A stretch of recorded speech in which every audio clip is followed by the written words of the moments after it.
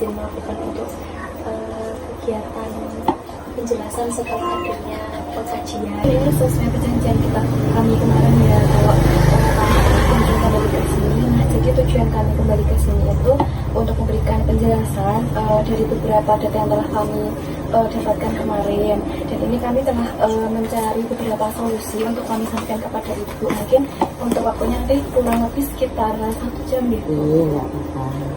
Ini Ibu, ini nanti ada beberapa penjelasan materi dari kami juga. Nah, ini mungkin penjelasan yang pertama itu dari saya, ini mengenai tentang isolasi sosial itu. Ini sebelumnya saya jelaskan dulu ya. Untuk isolasi sosial itu ketika keadaan ibu yang mengalami ketidakmampuan untuk mengadakan hubungan dengan orang lain atau dengan lingkungan. Itu sudah. Nah, dari tanda gejalanya itu ada beberapa, Bu. Dan kemarin itu mungkin ada beberapa yang belum juga ya, Bu ya. Yang pertama ada merasa tidak aman berada dengan orang lain, lalu menghindari orang lain atau suka menyendiri, lalu kurangnya berkomunikasi. Terus kalau misalkan ada orang kok tidak suka kontak mata, Bu, kayak misalkan ibu lagi ngomong sama orang lain kok nggak mau bertatapan, seperti itu, Bu. Terus ada lagi lebih sering menunduk dan berdiam diri di kamar sehingga kayak kurang pergerakan. Ini ada yang dilakukan beliau sama tindakannya. Mungkin ini agak susah, cuman saya jelaskan terlebih dahulu ya. Tapi itu ada identifikasi tujuan, dan itu kita cari Bu tujuannya. Misalkan Bu ingin menulis tujuannya dengan spesifik, caranya berkenalan gitu, Bu. Nah, yang pertama itu dengan cara misalkan berdiri atau duduk yang sopan dan mengucapkan salam dengan senyuman. Yang kedua itu ada introduksi diri, yaitu mengucapkan nama, pekerjaan atau hobi. Yang ketiga itu ada mengajukan pertanyaan, misalkan ditanyakan, misalkan kayak rumahnya mana, Bu? Kayak misalkan mau kemana? Oh, kalau itu jelas. Ya, kalau ibu ketemu orang mesti gitu. Yang lain nggak ketemu loh ya. Betul. Terus sekarang Tinara di mana? Iya, betul, Bu. Gitu kan? Terus selanjutnya itu ada berbicara percakapan, misalkan kayak berbagi pengalaman atau berdiskusi kayak yang tadi kita bilang itu, Bu, kayak misalkan mau kemana, oh mau kesini, mau ngapain Mbak, gitu. Nah, nanti ibunya kan pasti nampilin kayak, oh iya saya mau kesini soalnya kemarin saya habis jatuh, saya perlu obat apa. Nah itu jadi kayak diskusi sama sharing pengalaman juga gitu. Itu bisa Bu, kayak menunjukkan minat, kayak bahasanya udah panjang. Nah itu mengakhiri percakapan, biasanya kayak mengucapkan terima kasih. Yang terakhir itu pamitan. Assalamualaikum ya, waalaikumsalam. Perkenalkan saya. Oh iya, saya Joko. Oh, Ibu di sini apa ya? Pada lama. Oh, udah lama. Ya. Terus Apa, Bu? Rumah saya Iya, rumah saya di Pemalang. Ibu rumahnya di mana, Bu? Itu tanggal 9. Oh, rumahnya di situ. Dokter nomor 223, RT4, RJ12. Tanya sama Pak Joko Ulo, kenal. Yang kalian bapaknya 2 bisa. Oh, Tanya jantan. jadi itu ya, ibu lebih sering bangun pagi, sering jualan, seperti itu ya. Dulu. Oh, dulu. Tapi sekarang masih sakit. Itu nanti mau buka pedal. Ini masih Jadi di rumah kita. ada kesembuhan. Ya. Itu biasa, enggak apa-apa. Oh, saya tidak jualan. Nah, itu kan tidak jualan, ya tak boleh tak jual. Hampir Dan mungkin besok saya bisa nonton ya, kalau ibu mau beli, enggak pacarnya, gitu. Mungkin saya mau belajar. Cuma itu pesan nasi buah. Oh, yang nasi buah, ya. Nasi Itu buah. betul. Yang nasi liwet nanti saya ajak teman-teman saya juga, Bu. Nasi buah 7.000. Itu Terima masalah. kasih, Bu. Saya izin pamit, sampai jumpa besok ya. Kemarin katanya sulit tidur, kalau mau tidur itu lama gitu nunggu waktunya. Nah, di sini saya memberikan penjelasan itu tentang mengenal pola tidur dan cara atau solusi untuk membuat kualitas tidur itu menjadi lebih baik, Ibu. Nah, mungkin di sini yang pertama itu saya jelaskan dulu tentang gangguan pola tidur itu apa nih, Bu. Nah, gangguan pola tidur ini itu ketika Ibu mengalami perubahan pola istirahat. Nah, pola istirahat ini mungkin Ibu yang awalnya tidurnya mungkin jam 8 atau jam 9 sudah tidur, namun karena mungkin ada Ibu merasakan ada gangguan punya pikiran atau hal yang dipikirkan, lalu Ibu menjadi susah tidur dan menjadi begadang. Itu ini membuat ini. Ini yang kita begadang. Nah, untuk selanjutnya itu apabila tidur malam, kemalaman, begadang gitu nanti ada dampak buruknya, Ibu.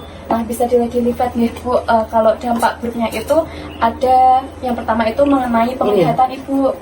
Ini, Bu. Nih ada gambar Nah, Maya matanya. penglihatan Ibu. Nih, nah mungkin nanti Penglihatannya gimana? mungkin kalau bangun ibu merasa matanya kunang-kunang karena tidurnya tidak cukup, terus kayak matanya tuh nggak bisa lihat dengan jelas gitu Bu, kayak ganda juga untuk daya ingatnya atau konsentrasinya itu mungkin ibu bisa menurun. Misalkan ibu menaruh kacamata, misalkan ibu pakai di sini tapi ibu ternyata mencari-carinya kemana-mana, tapi ternyata ibu sedang memakai, mungkin itu bisa salah satu faktornya karena tidurnya kemalaman. Nampaknya itu badannya itu mudah lemah atau kelelahan. Kan mungkin kemarin ibu waktu kami kesini menyebutkan kalau misalkan melakukan kegiatan apa kadang ibu jadi lelah gitu nggak ibu. Iya. Di sini saya akan memberikan penjelasan tentang solusi atau cara mengatasi hal tersebut ibu. Nah, yang pertama ini ibu bisa mengutamakan kenyamanan, seperti misal tempat tidur ibu, misal ibu kayak pencahayaannya, misal ibu kalau suka terang ibu bisa menyalakan lampunya, atau misalkan ibu suka suasana yang gelap ibu bisa matikan lampunya. Lalu untuk menjaga kebersihannya juga bisa, nanti kan kalau ibu misalkan kasurnya bersih gitu ibu, mungkin ibu kan tidurnya menjadi lebih nyaman. Mengurangi minum sebelum tidur ibu. Kemarin waktu kita berbincang-bincang ibu mengatakan apabila mau tidur gitu ibu minum air gitu. Nah, karena itu ibu terbangun terus sering ke kamar mandi gitu guys. Nah, mungkin itu adalah salah satu faktor ibu kebangun karena sebelum tidur ibu meminum air putih yang berlebihan. Mungkin mengurangi konsumsi kafein ibu. Mungkin dari kafein itu seperti dari teh atau kopi. Di sini saya ingin menjelaskan nih tentang makanan apa saja yang dihindari atau dan juga dibolehkan untuk dikonsumsi. Ya. Nah, sebelumnya saya izin menjelaskan tentang diabetes dulu ya Bu. Jadi diabetes itu gejala yang ditimbulkan karena peningkatan kadar gula darah di dalam tubuh. Nah, penyebabnya itu bisa ada usia, keturunan, kegemukan, hipertensi, makanan apa aja nih yang dibolehkan dan dihindari. Nah, yang pertama untuk karbohidrat seperti nasi, terus kentang, tepung Itu nggak boleh? Itu boleh, cuma dibatasi Bu. Selanjutnya itu protein seperti ikan, udang, cumi itu baik, cuma dihindari, dikurangi juga Ibu. Cuma boleh dimakan, cuma porsinya nggak boleh banyak-banyak. Di sini saya izin memberi penjelasan untuk yang pertama cara menggunakan obat. Untuk yang pertama itu ibu bisa membaca label obat. Jadi di obat itu selalu ada labelnya ya. Indikasi itu untuk manfaat obatnya yang disampaikan. Ya. Terus ada dosisnya bisa. Ini apa Sistem untuk kedaluarsanya itu biasanya tertera, harus diperhatikan di obat itu? Iya. Iya, biasanya kayak misalnya ada tulisannya beta histine terus di belakangnya itu kan putih ya Bu ya. Nah, itu biasanya ada warna hitam gitu ya. Untuk selanjutnya, ibu bisa mengonsumsi obat sesuai dosis yang tertera di label atau tertera sesuai anjuran dokter. Kalau ibu misalkan beli obatnya di apotek ya sesuai anjuran yang jual ya.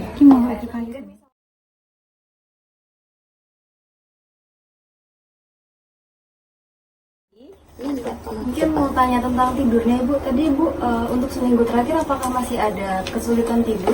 Enggak. Udah enggak. Nah, biasanya itu tidurnya jam berapa Ibu? Tidurnya itu masuk kamar mulai tidur itu bisa jam berapa? Enggak ada. Ya iya.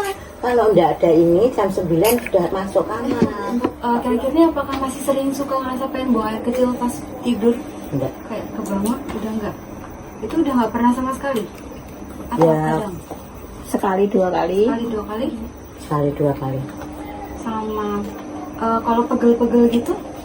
Oh, pegel-pegel masih. Yang kayak pusing vertigonya itu masih suka kerasa nggak Bu? Enggak. Untuk sehari-hari itu Ibu biasanya kalau cerita sama siapa?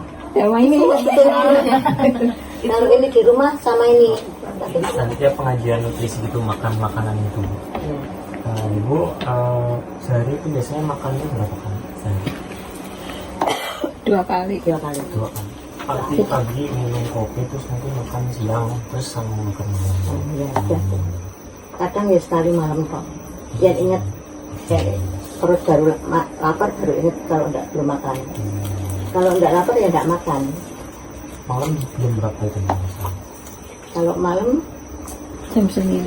ya itu Kalau pengen sate liwat ya jam 9. Tadi kan kami sudah menjelaskan materi, ada yang cara berkenalan dengan orang baru, lalu ada penjelasan tentang nutrisi, lalu ada tentang manajemen gula darah, lalu ada tentang pola tidur tadi, lalu ada tentang konsumsi obat. Nah, yang pertama di sini itu tentang berkaitan dengan perkenalan tadi Ibu. Yang pertama itu ada program mungkin berkenalan atau berinteraksi dengan tetangga yang belum kenal. Ini setuju atau tidak? Setuju. Untuk yang kedua itu turut berpartisipasi dalam kegiatan komunitas Ibu. Setuju atau tidak? Setuju. Lalu belajar menjadi pendengar yang baik. Mungkin apabila teman itu Setuju. Oh ya, setuju. Selanjutnya mungkin apabila ada kegiatan posyandu lansia, mungkin ada perubahan berat badan atau tinggi badan, Ibu mungkin bisa mengikuti kegiatan tersebut. Ya, setuju. Kalau kita ajak Oh, boleh. Ya, tanda tangan pokoknya. semoga penjelasan dari kami bisa diterapkan, bisa mendapat ilmu juga buat Ibu, terus juga buat pembelajaran buat kami juga. Ya, semoga Ibu kedepannya bisa lebih sehat kembali, bisa bergerak juga lebih normal Ibu. Bisa itu ya. Iya betul. Bisa.